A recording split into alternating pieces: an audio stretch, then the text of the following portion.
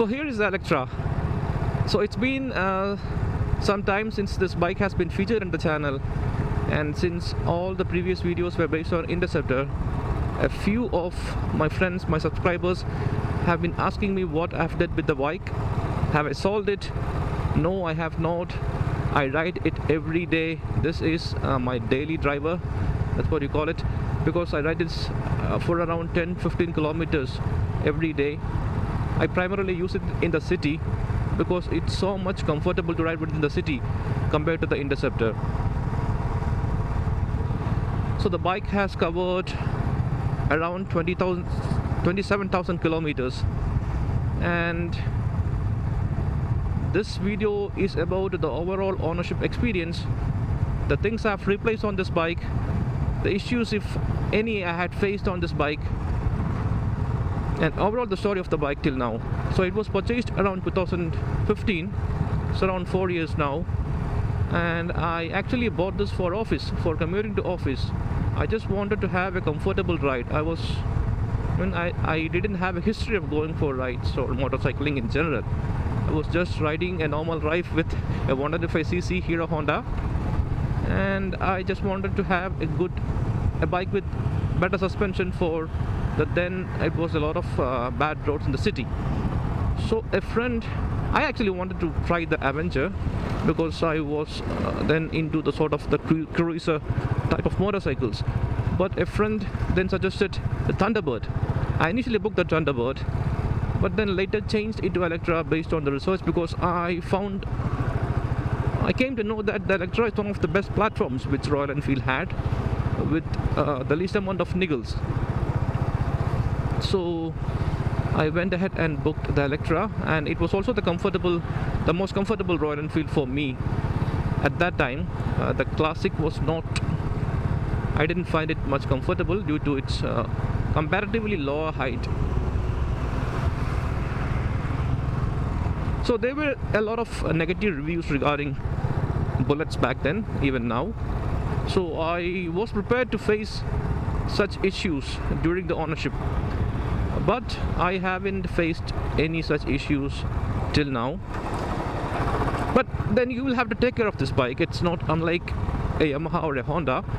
If you take good care, the bike will run almost nickel free. So as I said, it has been a very good ownership so far. The service has also been the most satisfactory for me. I always service at the company showroom here in Kochi, and the experience there has been great. That is one of the things which keeps me attached towards Royal Enfield. I don't know, people complain about that the Royal Enfield service is not that good, but I have I've had quite an opposite experience. It's a great experience for me there. The people are knowledgeable, they listen to you and try to get the bike fixed. So did I have any major issues with this bike? Yes, only once. My clutch cable broke in the middle of the road when I was at around 12,000 kilometers, and luckily I had an extra cable which I could replace, which I could put in place by the side of the road with the tools and the bike.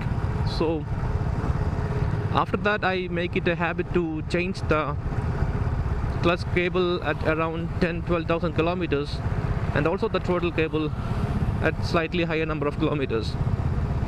So since then, apart from that, there has been no other major roadside breakdowns. So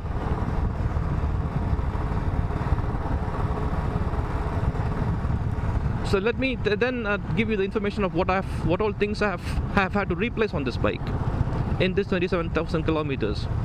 The first one was the battery. The stock battery which I had to be replaced within warranty within the first 6 months. It was sort of an unbranded box, but it was then later replaced to an Excite one, which I had to then also, I had to replace that also at around 20,000 kilometers. and for a while the battery for this Bullet was not available. So right now I am running an Amaron 1 which has lesser ampere hour rating, because the Excite for some time stopped producing batteries for this particular model. But I heard that it's now available, so no issues. And then I had to change the fork seal and oil. Then the chain was replaced at 21,000 kilometers. The chain sort of became zigzag and was making noise, so that was replaced. I had to replace the silencer, and that was not good. I had to replace the silencer between 15 and 20,000 kilometers, I don't remember correctly. The silencer had some holes beneath it. It was not visible. It was making excellent sound, and people started asking me what sort of exhaust are you using. I said just the stock one, but with holes. And then so I replaced it. I just replaced it with the stock one itself, because that's what the bike performs well with. So that was replaced.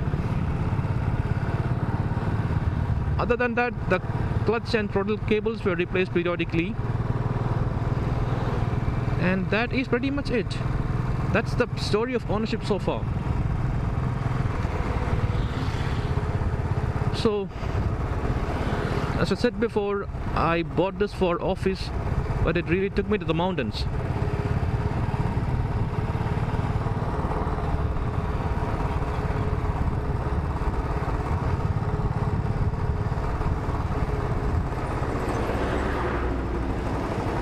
I mean, the only thing I dislike about the bike are its vibrations, but then you should learn how to live with it. I've tried many things to calm the bike down. The first was the oil change. I tried to use the semi-synthetic one, but I didn't find any marginable improvement. And then I also tried a different handlebar, which only increased the vibrations. I even tried adding an extra end weight to the handlebar. I had this is not the stock bar and weight. The stock one is black in color, so I had the stock one with me. So I tried to find a longer bolt which can be used, so that two bar and weights can be placed on the handlebar. But unfortunately, that also didn't solve the problem. Then you can see this bar here, which is also meant to reduce the vibrations.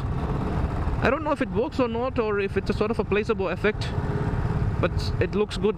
That's why it's still there. And yeah, so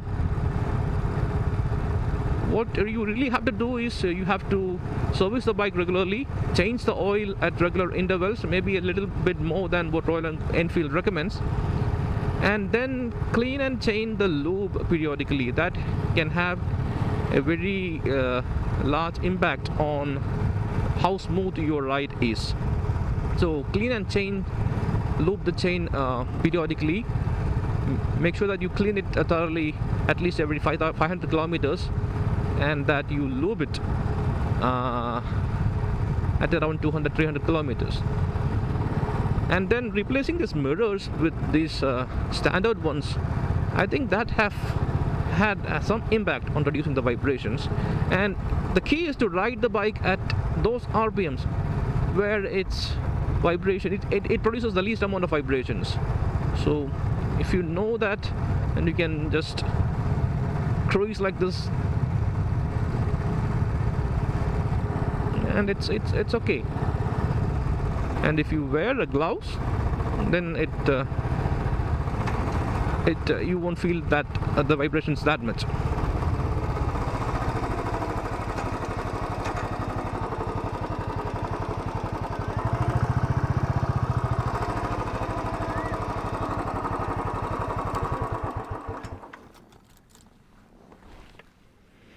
So this is how the bike looks now.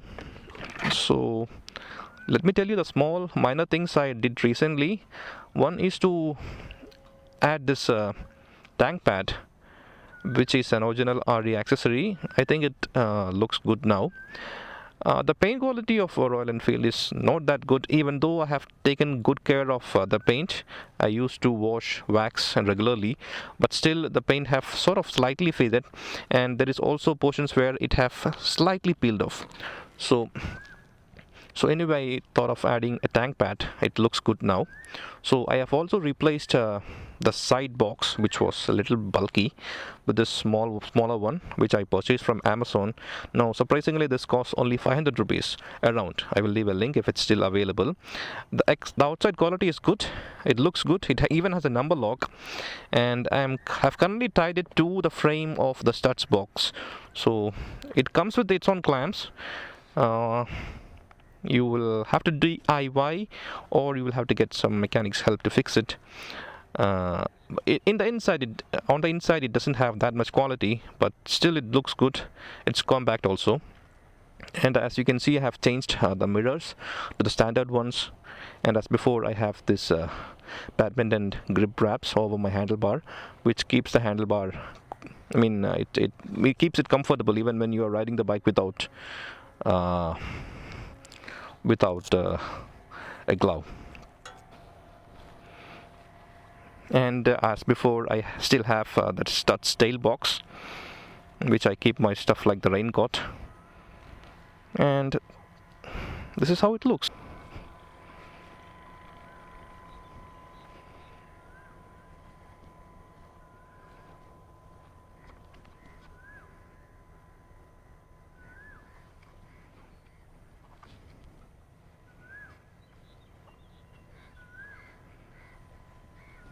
So that is pretty much it about my Bullet.